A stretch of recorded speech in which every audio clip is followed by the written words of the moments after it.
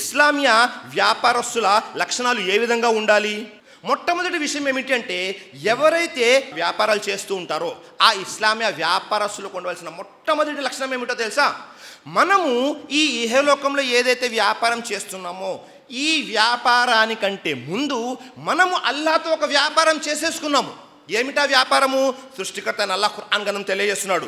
సూరే తౌబా 9వ అధ్యాయం 111వ వాక్యంలో, ఇన్నల్లాహ అస్తరా మినల్ ముమినీన అన్ఫుసహుం వ అమ్వాలహుం బిఅన్న లహుముల్ జన్న. నిస్సందేహంగా అల్లాహ్ ముస్లింల యొక్క ధన ప్రాణాలను స్వర్గానికి బదులుగా కొనుక్కున్నాడు. సుబ్హానల్లాహ్.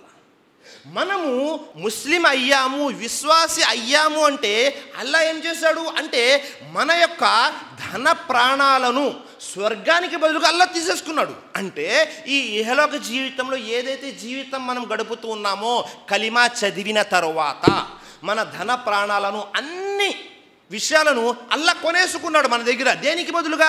స్వర్గానికి బదులుగా ఇవి తీసేసుకున్నాడు. కాబట్టి మనం గుర్తుంచుకోవాల్సిన విషయం ఏమిటి అంటే, మనము అన్నిటికంటే ముందు అల్లాహ్తో ఒక వ్యాపారం చేశాము. ఇహలోకాన్ని ఇచ్చేసి పరలోకాన్ని, జన్నత్ని తీసేసుకున్నాము. ఈ విషయం మనకు గుర్తుండాలి.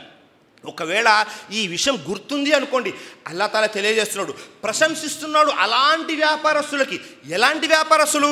అల్లాహ్ తాలా తెలియజేస్తున్నాడు. చూడండి 24వ అధ్యాయం 37వ వాక్యం, రిజాలుల్లా తుల్హిహిం తిజారతు వలా బైఉన్ అన్ జిక్రిల్లాహ్ వ ఇకామిస్ సలాతి వ ఈతాయిజ్ జకా యకాఫూన యౌమల్ తతకల్లబు ఫీహిల్ కులూబు వల్ అబ్సార్. రిజాలుల్లా తుల్హిహిం తిజారతు వలా బైఉన్.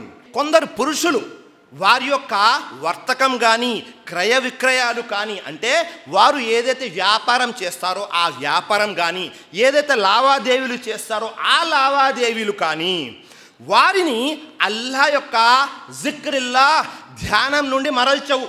మరియు ఏదైతే సలాహ్ నమాజ్ చేయాలో నమాజ్ విషయంలో, జకాత్ విషయంలో, ఏ విషయంలో కూడా వారు దారి మరలరు. అంటే చాలామంది మనం చూస్తుంటాము సమాజంలో ఏం చేస్తుంటారు?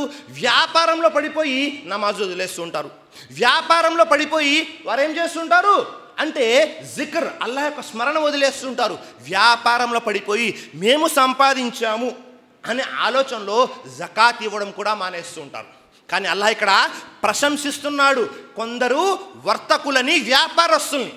వారు ఏం చేస్తారంటే ఎట్టి పరిస్థితుల్లో కూడా వారి యొక్క క్రయ విక్రయాలు కానీ వ్యాపారాలు కానీ ఏవి కూడా వారిని అల్లాహ్ యొక్క స్మరణ నుండి మరల్చవు, మరియు అల్లాహ్ యొక్క నమాజుల నుండి మరల్చవు, మరియు జకాత్ ఇవ్వడం గురించి మరల్చదు. ఎందుకని అంటే వారు ఆ రోజుకి భయపడుతూ ఉంటారు.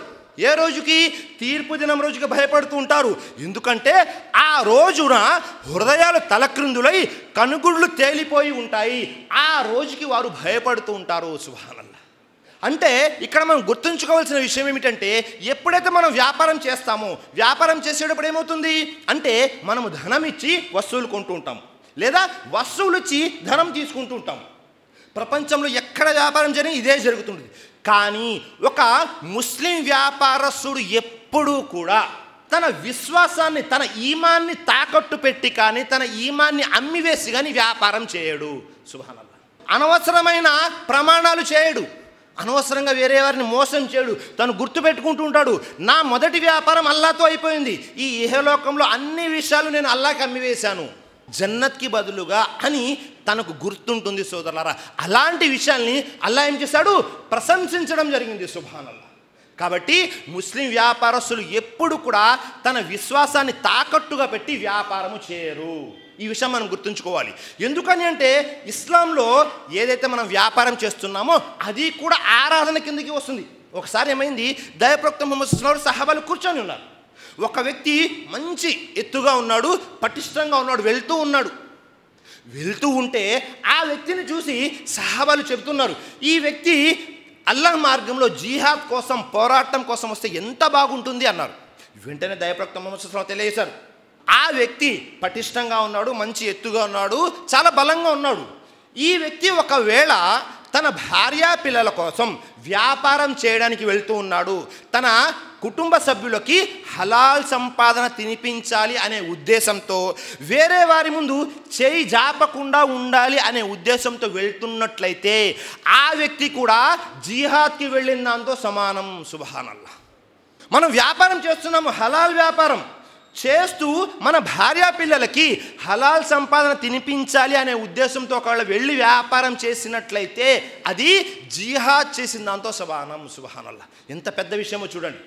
కాబట్టి సోదరులారా, మొట్టమొదటి విషయం మనం గుర్తుంచుకోవాల్సింది ఏమిటి అంటే, మనం మొట్టమొదటిగా అల్లాహ్తో వ్యాపారం చేశాము. కాబట్టి ఇస్లామీయ వ్యాపారస్తులు గుర్తుంచుకోవాల్సిన మొదటి విషయం ఇది.